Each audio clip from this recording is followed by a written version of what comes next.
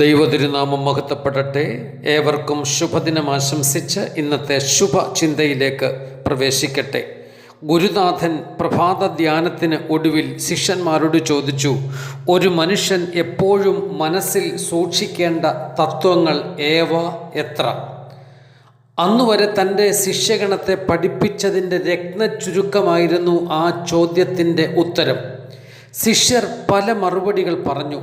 എന്നാൽ ആ മറുപടികളിൽ ഒന്നും ഗുരുവിന് ആത്മസംതൃപ്തി കണ്ടെത്താൻ സാധിച്ചില്ല.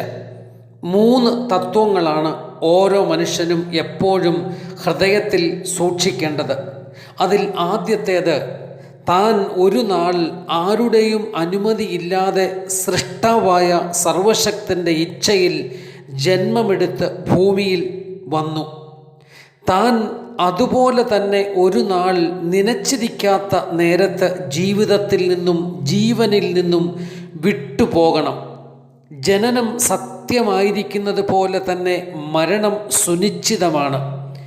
ഈ പ്രാഥമിക തത്വം ഒരാൾ മനസ്സിൽ കരുതിയാൽ ഒരിക്കലും അയാൾ നിഗളം, അഹങ്കാരം, അഹബോധം എന്നിവയ്ക്ക് ഉടമയാകില്ല. പ്രത്യുത താൻ മരണത്തിനധീനനല്ല എന്ന ചിന്ത അവനിൽ ഭരിക്കപ്പെടും.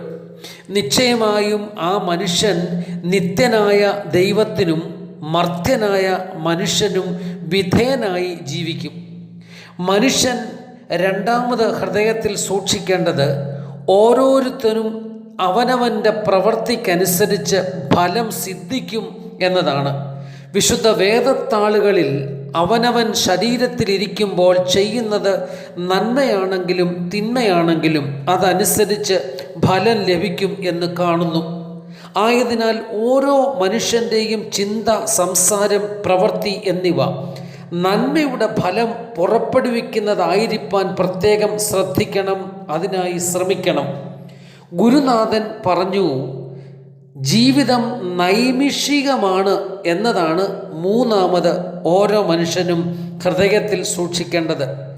ഏതു നിമിഷവും കെട്ടുപോകാവുന്ന ഒരു വിളക്കിന് സമമാണ് മനുഷ്യജീവിതം.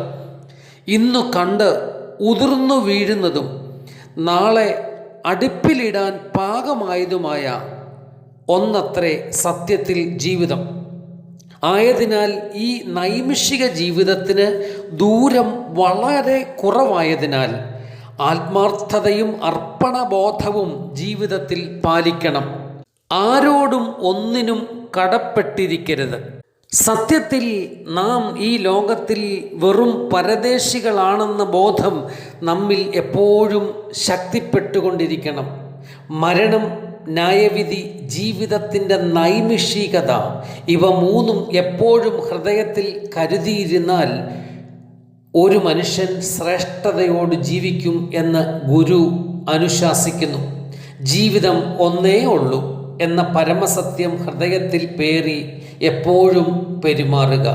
ആരോടും ശത്രുത വേണ്ട, ആരെയും വെറുക്കരുത്, ആർക്കും പ്രയാസം സൃഷ്ടിക്കരുത്, ഏവർക്കും മിത്രമായി ജീവിക്കാൻ ശ്രദ്ധിക്കുക.